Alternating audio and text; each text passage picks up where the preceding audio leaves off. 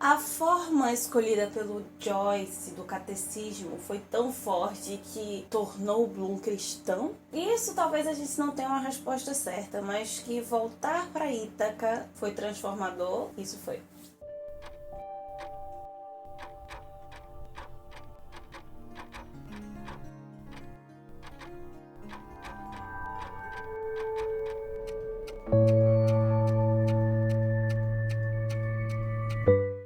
O que temos para hoje, Sanches e Dulcineias? Eu sou a Larissa Bertolino, você está no canal Uma Garota Quixotesca, onde nós tratamos de literatura, sempre partindo de ideias, pressupostos, insights, que saem do nosso queridíssimo Dom Quixote de La Mancha. E mais especificamente, você se encontra no penúltimo episódio da nossa jornada de leitura conjunta do Ulisses e Ítaca. Vamos tentar passar aqui as impressões e ideias que vieram da leitura dessa semana, se essa reforma que está aqui desde as 7 horas da manhã deixar.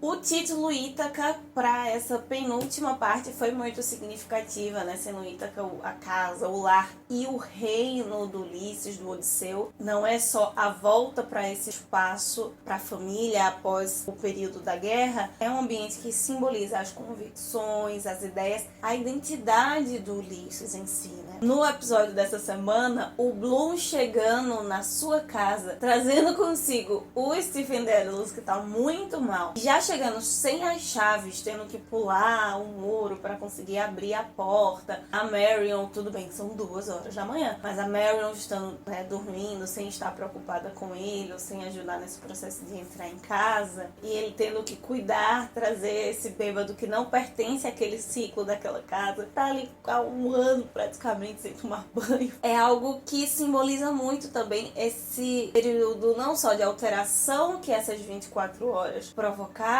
mas essa falta de retorno do que para retornar necessariamente pro Bloom, né? Essa perda de base, dessas convicções, de simbolizar, ainda que nas entrelinhas, uma mudança muito forte. Eu particularmente achei a estrutura dessa semana muito simples, muito boa de ser lida, né? Esse catecismo pessoal colocando sempre ali pergunta, resposta, passando por aparentemente essa impessoalidade, quase como uma reportagem, com a forma no que o discurso é elaborado, facilitou muito a compreensão. Por outro lado, foi um pouco difícil porque tem assuntos que só vão se conectar muito depois, assim, é uma pergunta, uma resposta que 15 páginas depois é que tem uma continuação, que tem uma explicação sobre aquilo, e aparentemente ele vai para ambientes muito soltos. Esse narrador expressa o pensamento do Bloom, mas não é o Bloom. Trouxe um pouco de dificuldade para essa compreensão, mas foi muito importante, inclusive, para também passar um pouco dessa confusão, desse momento de mudança, estar perdido que o Bloom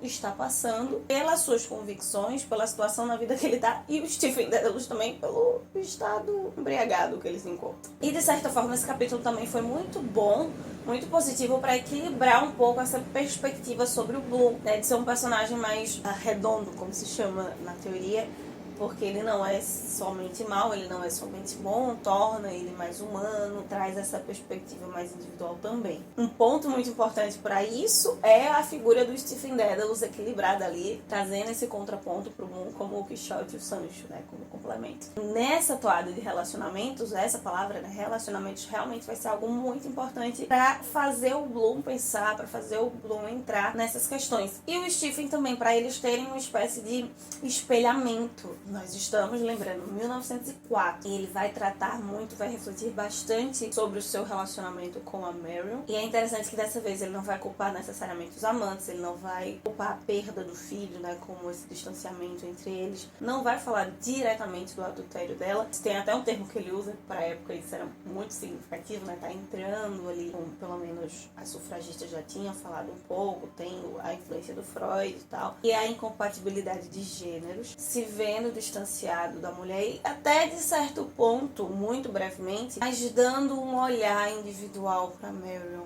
Exatamente por não estar culpabilizando ninguém, ele consegue ter um olhar mais racional, mais real para essa relação e para essa mulher. Ao mesmo tempo que ficou uma dúvida ainda sobre Millie. Millicent é uma personagem estranha, porque antes eu achava que ela era irmã da Marion, aqui ficou então claro que ela na verdade é irmã do Blue, e algumas coisas que ele trouxe aqui, né, sobre a identidade judia, que sempre é pela perspectiva dele. Agora ele traz a perspectiva da mulher, até com o folclore, né, com as lendas que ele conta. Quando ele traz a história da Miri junto com a lenda, me lembrou um pouco da Xoxana do Bastardos Inglórios, que é um tipo, digamos, também de mulher de judia, apesar de aqui ser bem antes da Segunda Guerra Mundial, da história, mas que vai ser um pouco também recorrente na literatura, inclusive no livro que nós vamos tratar quarta-feira aqui. E por fim, foi muito importante para entender um pouco mais sobre o Bloom, a relação com o pai. A relação conflituosa de pai sempre partiu aqui do Stephen Dedalus, né,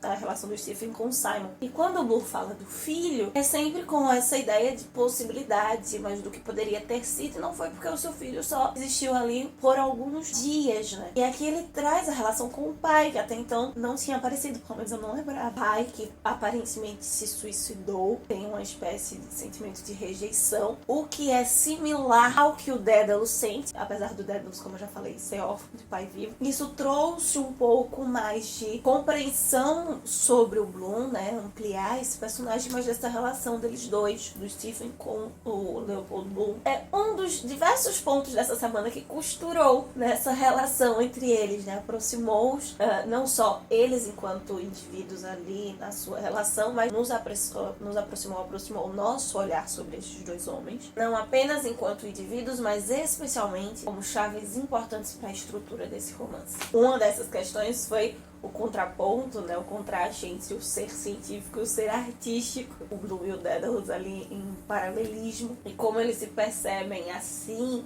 através de diversas coisas. Uma delas, que é fundamental para o Joyce, mas isso eles trabalhando sobre si, e a gente que vê de fora, que vê na estrutura do romance em si, a discussão sobre os idiomas, as linguagens, a linguagem como uma expressão. É nesse momento, talvez, que fique mais evidente que o Bloom, além do sentimento paterno pelo Dédalus, ele enxerga o Dédalus além do que ele aparentemente se apresenta.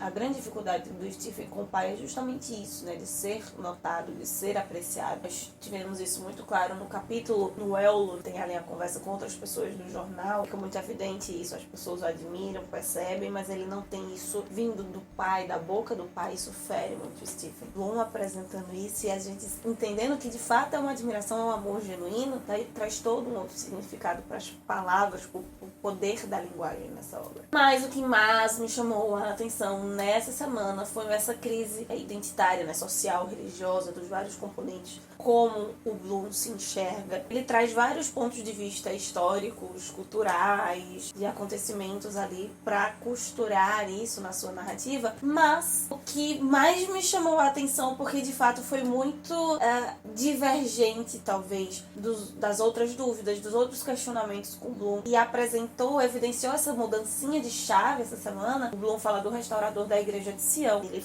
evidencia isso 15 páginas depois, aquele detalhe melhor. O restaurador da igreja de Sião está se referindo necessariamente a um grupo de descendentes de judeus, ou judeus por etnia nesse caso, que creem em Jesus como Messias. E eles não são apenas cristãos ou cristãos novos, são judeus que se convertem necessariamente ao cristianismo, à igreja católica, a alguma igreja protestante.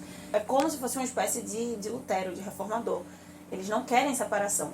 Eles querem, dentro do judaísmo, seguindo os pressupostos do judaísmo, mostrar e aceitar que tudo aquilo que a Torá, que os profetas apontam, é o próprio Messias, que é Jesus mesmo, de fato. Até elabora aqui uma sequência de episódios, de acontecimentos, de histórias muito significativas para o povo judeu, especialmente no Velho Testamento, alguns episódios com os filhos de Davi, com alguns profetas, e ele vai ressignificar esses episódios, entre aspas, colocando ali terminações da tradição judaica ou de símbolos judeus, símbolos do tabernáculo, e relacionando isso, ainda que no campo do simbólico, com a ideia de Cristo, com o ministério de Cristo, com a figura de Jesus Cristo. É o momento mais explícito assim do Bloom, que está nessa crise, nessa questão de se enxergar como judeu, tentando enxergar por ele mesmo, não como as pessoas, não absorver tanto que as pessoas, especialmente no ambiente naquela época já bastante antissemita,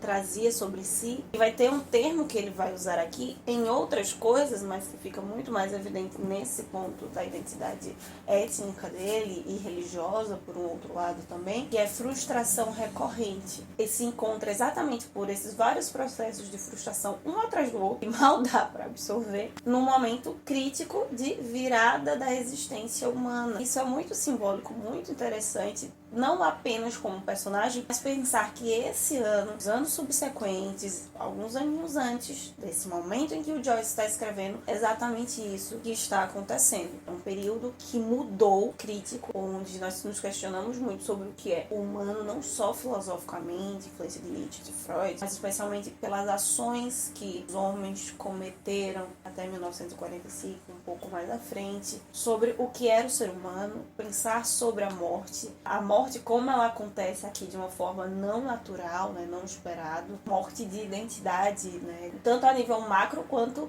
a nível individual, como eu enxergo a vida e no que eu deposito a minha existência, né, a ideia de propósito de vida no mundo caótico, qual é a base desse meu mundo. E nesse caso aqui do Bloom, de uma certa forma, ele acaba produzindo uma espécie, vamos ressuscitar o Peter Gay novamente, de heresia, tanto nesse caso aqui de aceitar Jesus como Messias e ir para uma linha, né, cristã, que seria uma divergência, uma heresia do judaísmo, para a visão dos judeus mais ortodoxos, das suas próprias convicções e como isso mexe com as suas visões de várias outras questões no mundo, né? Como a busca e esse fato de não aceitar o mundo como ele está, ou tentar não aceitar, talvez psicologicamente, vai mudar o Bloom. Isso criou pra mim uma expectativa muito forte pro capítulo da semana que vem, mesmo sabendo que o narrador da semana que vem não é o Bloom, não é o Stephen, e talvez essa angústia fique sem resposta no final do livro. Mas é o que nós temos para hoje, é o que nós temos para Ulisses. Então, semana que vem, na próxima segunda-feira, a gente se encontra então aqui para concluir a nossa jornada de leitura conjunta do Ulisses do James Joyce. Eu te espero aqui não só na próxima segunda, mas na próxima quarta, na próxima sexta, principalmente porque na quarta nós vamos falar de certa forma da identidade judia em crise e angústia também, um outro livro. Você também ficou tocado por esse ponto, se teve outras questões que te chamaram a atenção, tanto pro Stephen quanto pro Bloom nessa semana, coloca aqui embaixo nos comentários. Essa semana eu vou estar bem ativa comentando as últimas páginas do nosso Ulisses lá no